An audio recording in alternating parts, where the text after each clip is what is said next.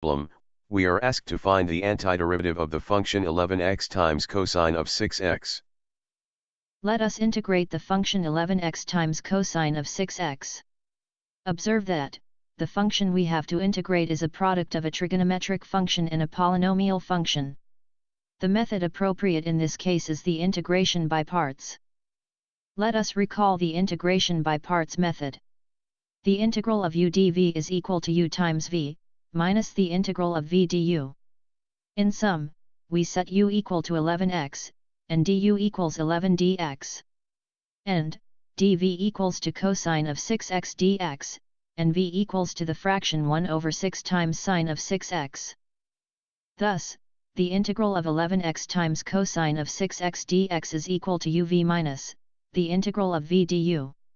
When we replace u, v, and du by their corresponding values, we see that the integral of 11x times cosine of 6x dx is equal to the fraction 11x over 6 times sine of 6x minus the integral of the fraction 11 over 6 times sine of 6x dx. The integral is equal to the fraction 11x over 6 times sine of 6x, minus the fraction, minus 11 over 36 times cosine of 6x, plus a constant c.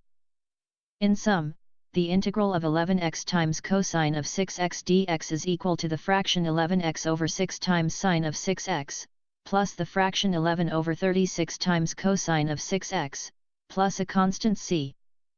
Thank you for viewing this video. Please subscribe to our channel.